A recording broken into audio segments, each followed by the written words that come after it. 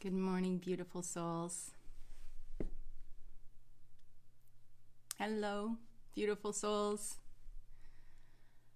It's a special day today. Special day. And I'm so glad to be here. And I am so aware of being in this receiving mode together, you and I, and what is synchronisively popping in to my world. Good morning, Marilyn.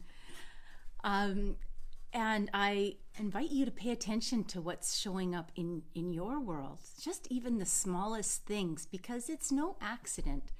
It's because you are here. It's because you're stepping into this vortex, if you will, this vortex of energy.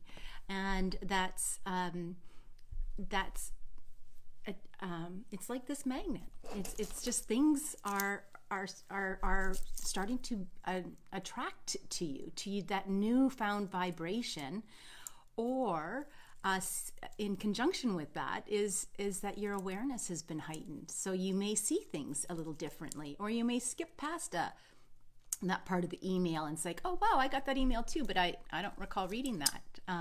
So it's one of those moments where we look at the newness of what's around us. And when we're working with this type of an environment where we're walking through the body, it's important. It's so important to be gentle with yourself, and to love every ounce of you. So today I have a reveal. So I'm going to reveal to you my shirt from 2005, when I was going through my divorce and it was yucky. I found this shirt, and all I wanted was free to be me. I wanted to be free in the expression of myself. I wanted to be free to own every part of me. When you live, at that time I was living in a highly critical world, and I really felt that I lost all of me. And you may be in an environment at times in your life that might ring true for you.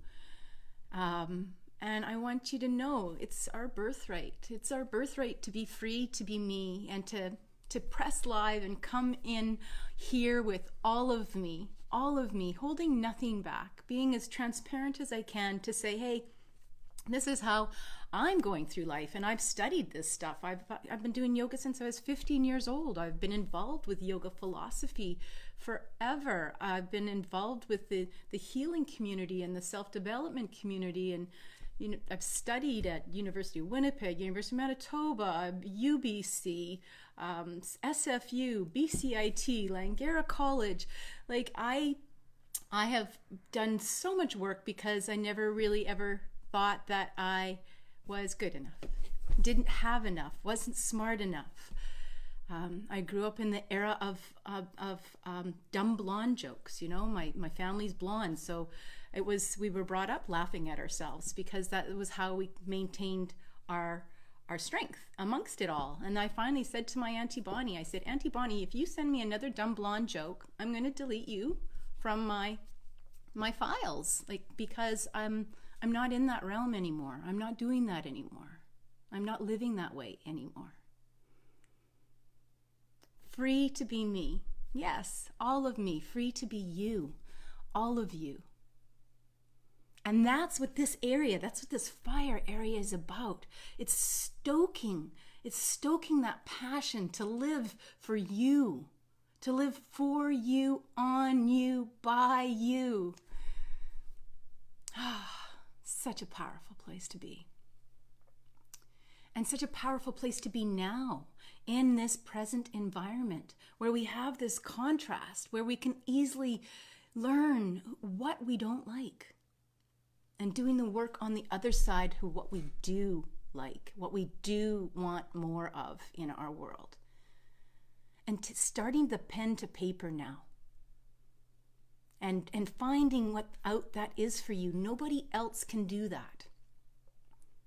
Don't let anybody else do that for you. I encourage you to step into your own identity instead of following the identity of others. Because when you do that, you give a portion of your power away.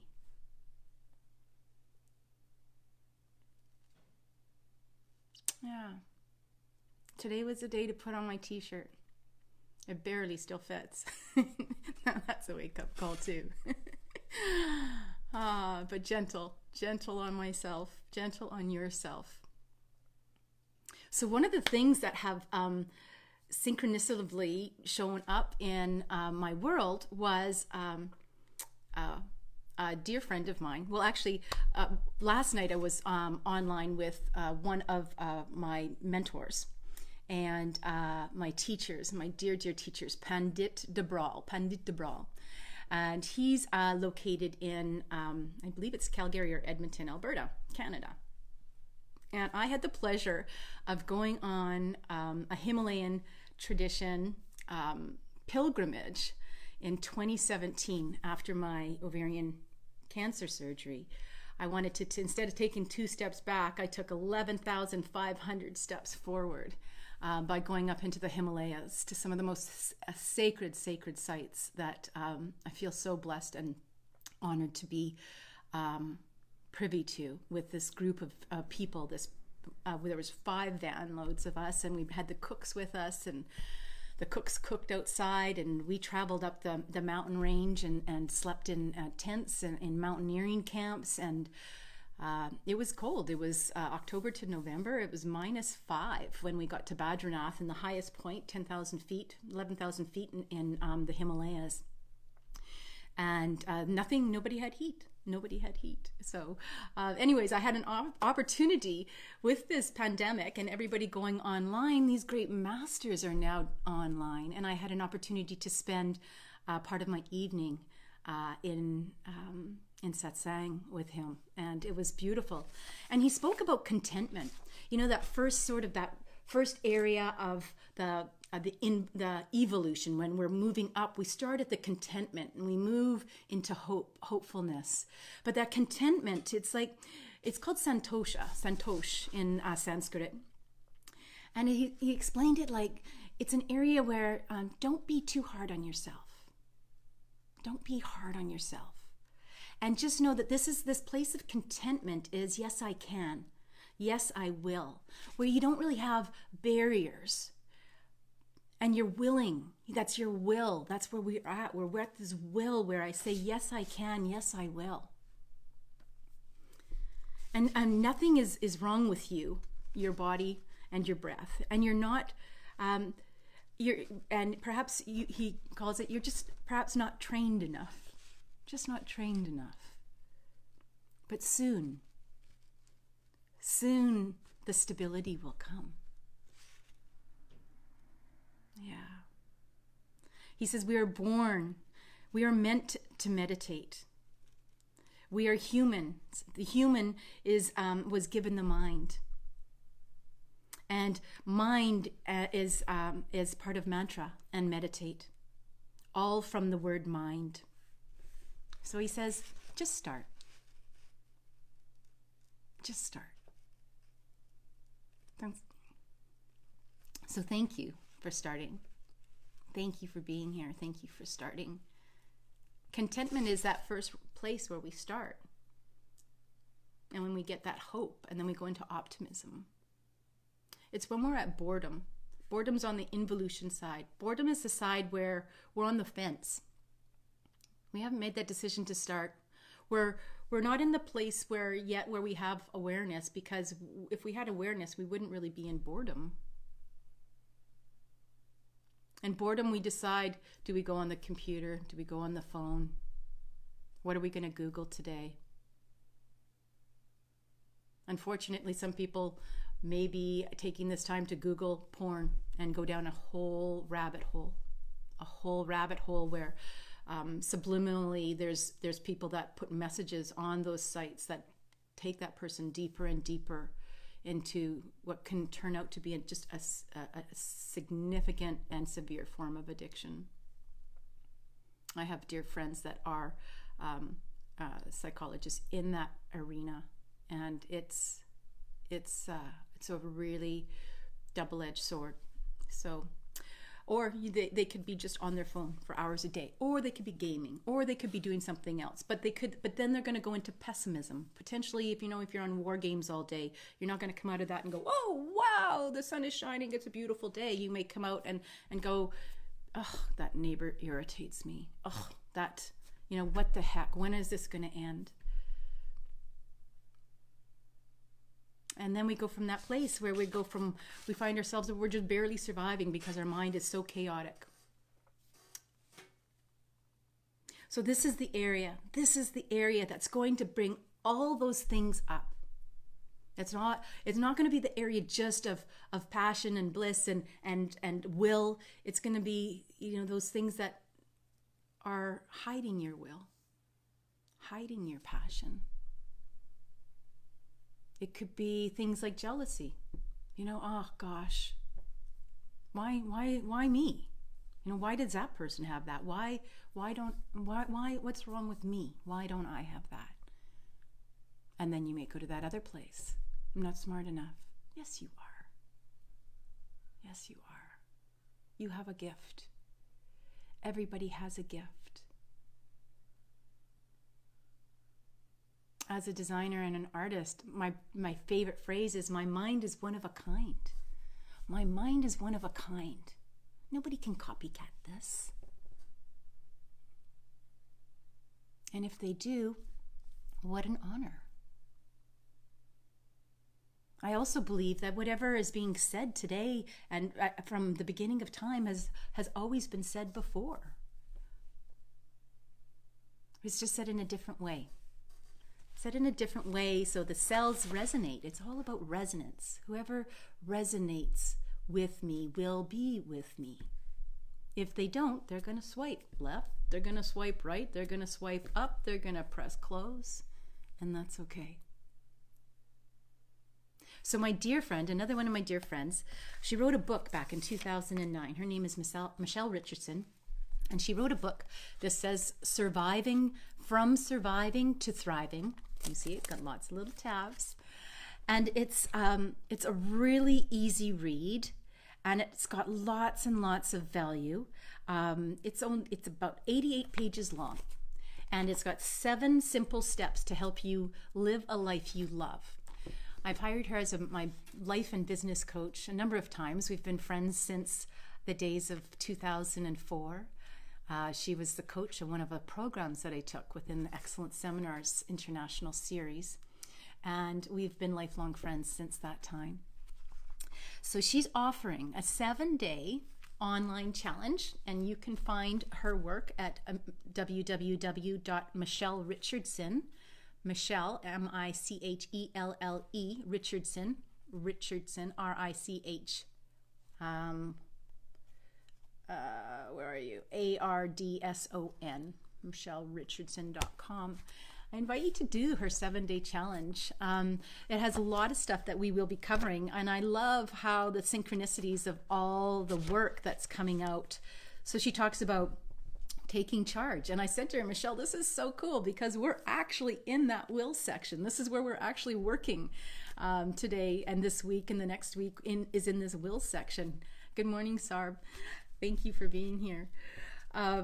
And she talks about a strategy of being grateful, and a strategy of play, and a strategy of experience success, a strategy about be accepting, a strategy about practice selfness. I love that. And maintaining the momentum. And that's where we get to, is we then became the maintainer of this higher vibration.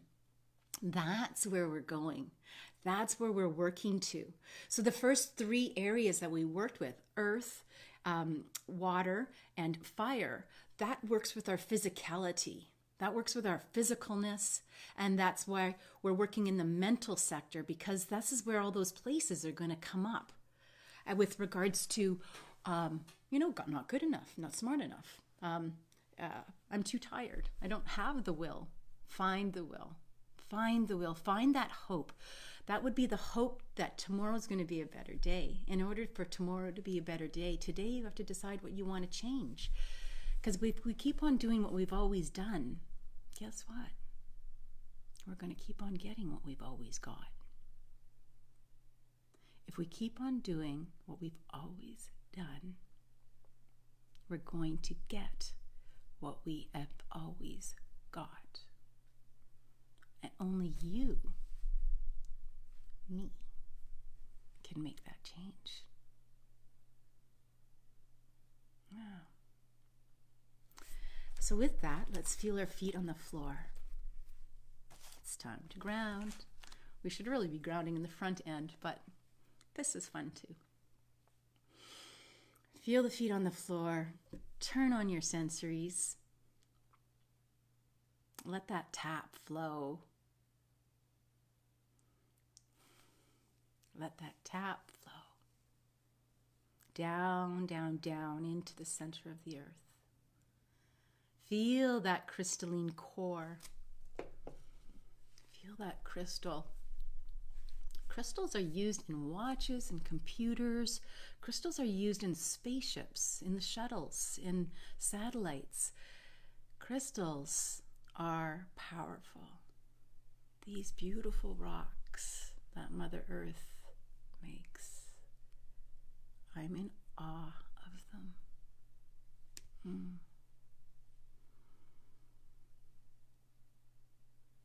That is one of the areas that I don't really feel so drawn to really read about so much, because for me, I sense so much.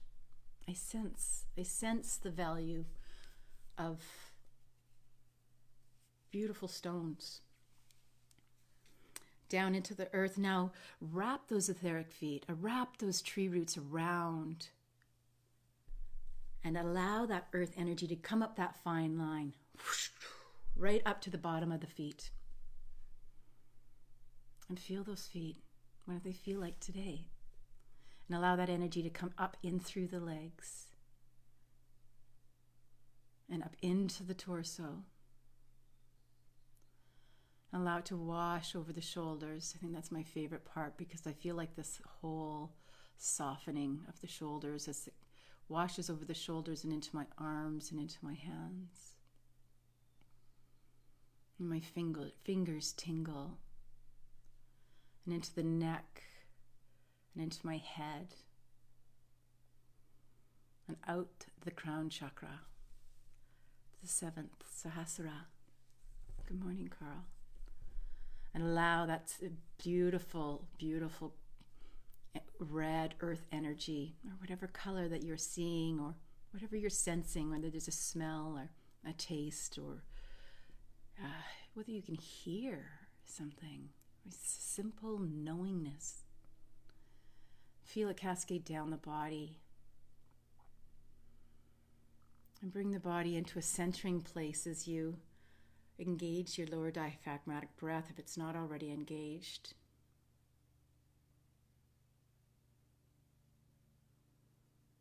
And bringing in that hara line, that centering and aligning.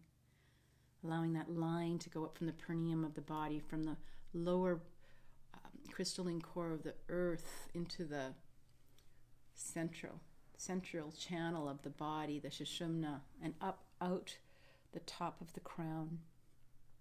I'm feeling called to tap my thymus right now, so if you want to follow along, that's great.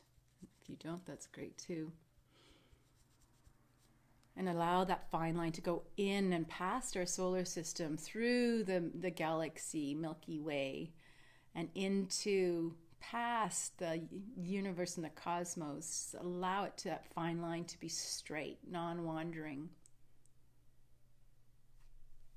And then invite in that gold and white light. That gold and white light to fall, like cascade down that fine line and enter into the crown. This beautiful energy from divine source, universe, Father, sky, higher self. Wow. And then bring it right into the body, filling every space and place, touching every cell. experience that sensoriness of this divine source creation energy, this knowingness, this ancientness,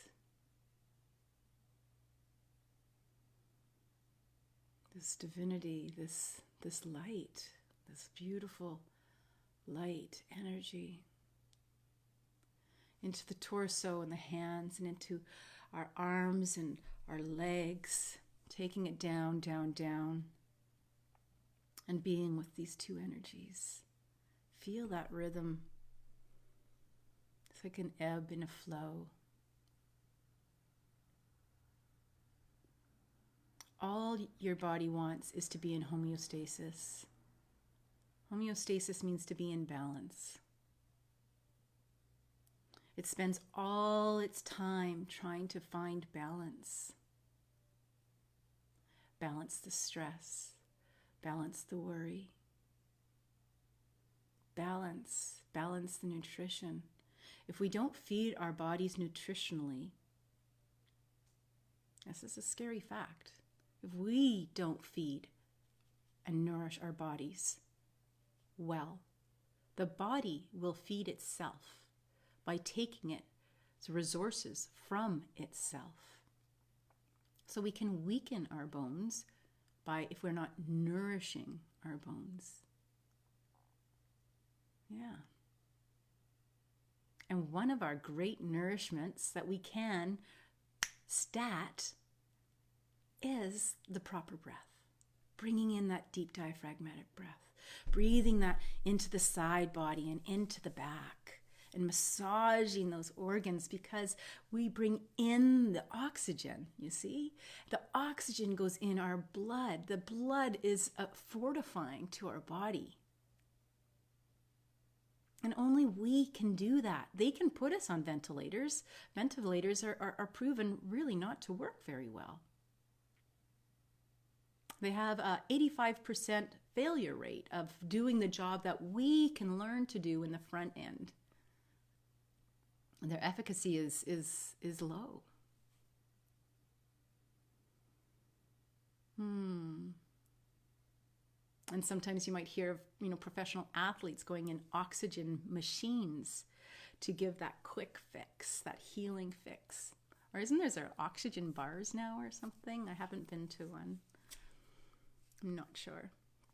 And in Vegas, I think that they pump oxygen into the casinos to give people energy so that they don't get sleepy. Craziness. Let's bring in our mantra. Mantra meditation has proven to improve immunity and fortify and nourish our cellular level. Our T cells, our white blood cells, our mitochondria cells. Mitochondria is our energy, and it is a cell that can be produced on demand. Let's bring in a so inhalation. Sorry, I've gone a bit late today. And an exhalation of hum.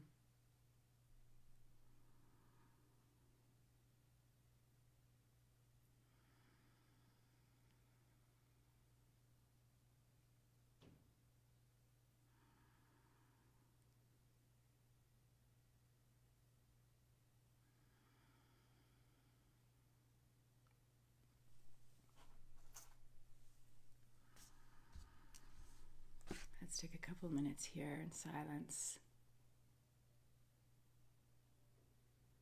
Just a reminder, my name is Deborah O'Neill. I'm the CEO and founder of BlissBee.me, Integrative Holistic Health. I'm a certified holistic practitioner.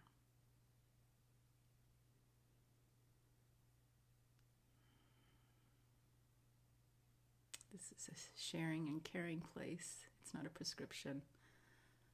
It's not a drug. I'm not a doctor.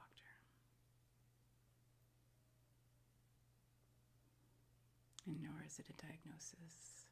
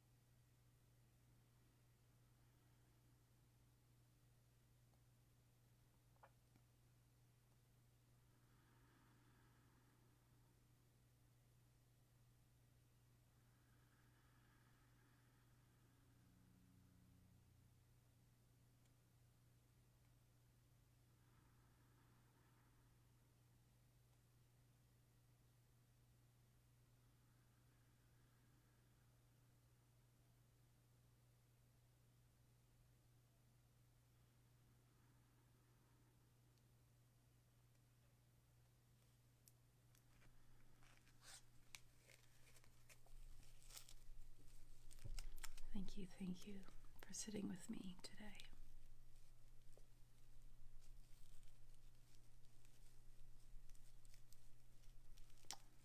This is the area to take the pen to paper, so please, I invite you. Don't be shy. See what shows up.